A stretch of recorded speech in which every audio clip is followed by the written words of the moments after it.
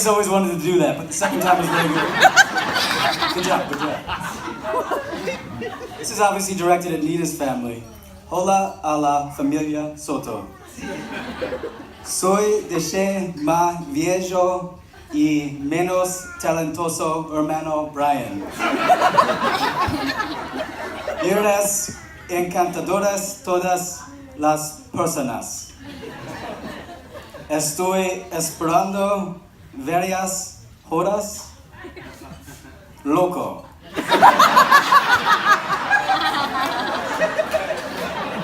Si no pudiera decir ya, este es mi primera vez hablando a español. Pido disculpas por mi español. Just the translation for this side of the room. I was saying hello to the Soto family. I am Shane's older and less talented brother, Brian. You are all lovely people. I am looking forward to several crazy hours. The last line was me apologizing for my awful Spanish, so I will now be switching to my native tongue of English. Nina, you look absolutely stunning. Shane, your beard's looking especially lush today.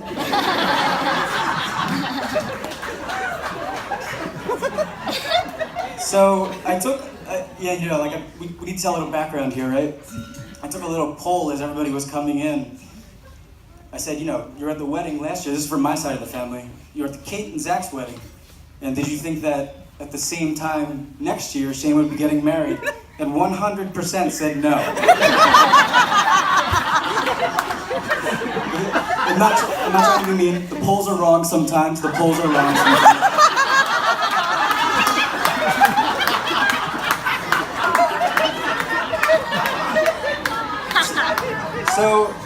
So in March, when Shane informed me that the two of you were engaged, I have to admit I was completely shocked.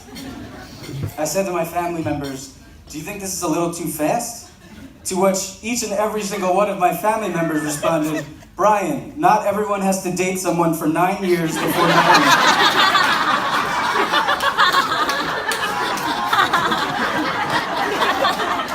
It's a fair point. It's a fair point. And I didn't say a damn word about it after that. As time passed, I really understood it. Nina is a very sweet, kind, beautiful, intelligent person, and I now know why Shane wanted to marry her. Shane is definitely the happiest I've ever seen him, and has even started developing a personality.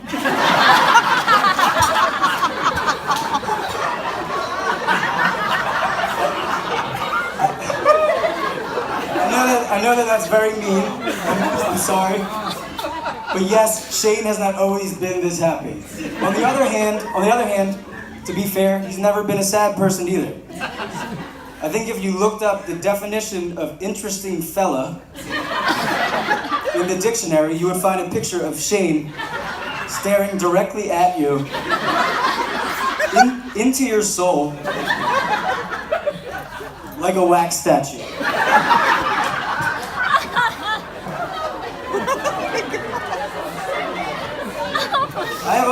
I've always quoted the great Jack Donaghy, Alec Baldwin from 30 Rock, when I talk about Shane. The quote goes something like this: in 15 years, we'll all either be working for Shane or dead by his hand. I have never in my life known what he was thinking at any given time. So let's share a couple really good stories about this great, interesting fella. So I wrote this speech this morning because I'm a horrible procrastinator, my wife knows. But in this case, I'm actually really happy that I waited till this morning because something completely bizarre happened last night. And yes, it involves Shane. This occurred at about 3 in the morning on December 17th, 2016, that's today. My beautiful daughter Sadie was up all night last night. I took her downstairs at my parents' shore house to walk around because she was wide awake, totally fussy. I was downstairs, it was pitch black downstairs, and out of nowhere, and out of the darkness, emerged Shane. He appeared out of thin air and said, "Oh, hi."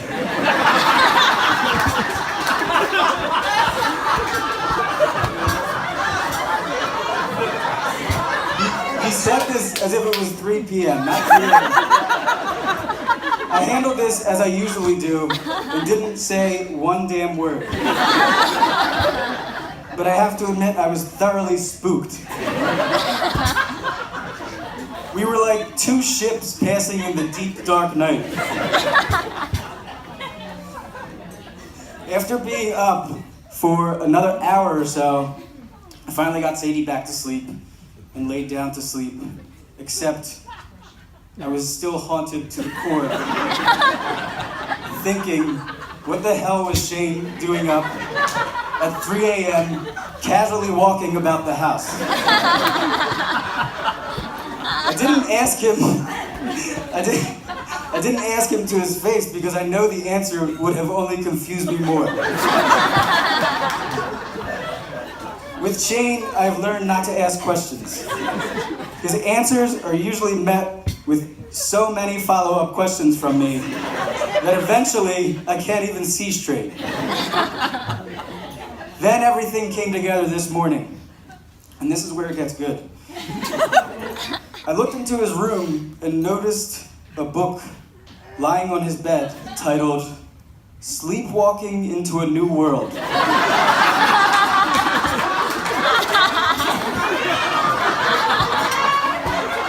At that point, it all made sense. Shane was attempting to sleepwalk into a new world, possibly a new dimension, at 3 a.m. in the morning. It was like the last scene from an M. Night Shyamalan movie, where everything comes together to haunt you even more. I was like, he was sleepwalking the whole time. I couldn't believe it. I'm just gonna get my other piece of paper. This is a mess, I'm sorry. There's not too much more, sorry. Shane, you're a good sport. Always have been. And you know I'm only kidding. But you're still weird sometimes. So am I. I admire your endless thirst for knowledge. You are unbelievably smart and well-read. Obviously the smartest Brandio, I would say, and I don't think anybody would disagree. But it wasn't always like that. Shane, for the longest time, absolutely hated school. I would say for the first 2 decades of his life. Every morning I would wake up to the moans of Shane not wanting to go to school. In fact, he hated school so much that this has led to some of the most interesting graduation and school ID photos I have ever seen. These school ID photos and graduation photos run the gamut of, Shane looks slightly off in this picture, to Shane looks criminally insane. Should we call the police? These pictures look like they should be pinned to a corkboard in an episode of Law and Order. If he's not the main suspect, he's definitely a person of interest. I think about how much he hated school, but then I really admire him for eventually turning it around. For the longest time, we couldn't really get him to go to school. Now we can't get him to stop going to school. Shane, I love a good comeback story, but damn, enough with the school. I'm just kidding. Shane, I admire you for following your dreams, obviously. This is just all in good fun. Now, Kate managed that men sometimes need a kick in the pants, and this just made me think of this. I didn't write anything about this, because I wasn't going to bring it up, but Kate brought up pants. It's Kate's fault. Shane, for the first 16 years, 18 years of his life, didn't wear pants in the house.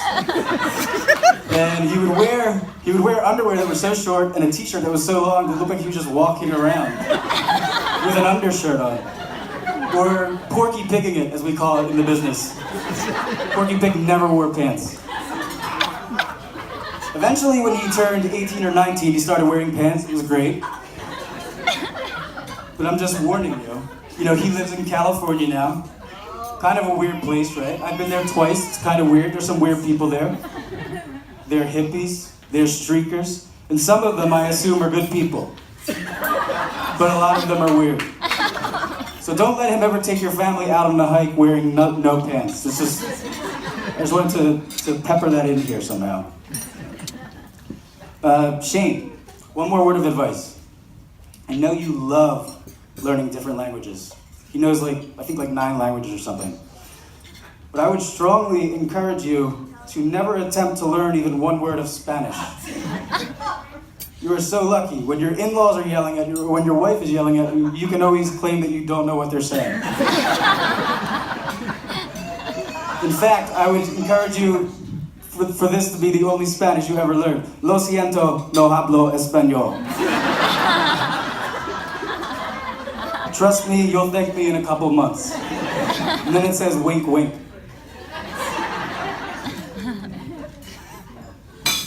Nina, eres muy dulce, amable y hermosa alma.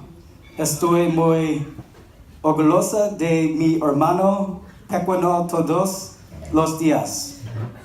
Pero nunca he estado más orgulloso de tu que soy hoy.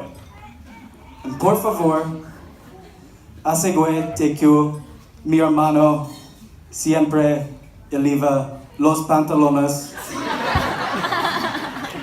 en público. The first part was for Nina, the second part was me urging her to make sure Shane wears pants in public. Mr. and Mrs. Soto, gracias por su... You just laugh at my gracias, I love it. It's that bad. Mr. and Mrs. Soto, gracias por su maravillosos. There we go. Ejemplos de clase, padres amoros.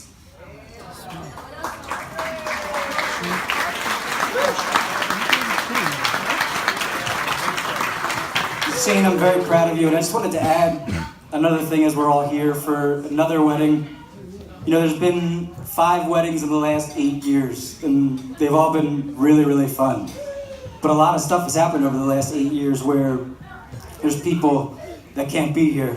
And I'm talking, of course, about Weston Hamilton, Ronnie Campagna, Robert Doyle, Eddie Tamanini, and Father George Moore.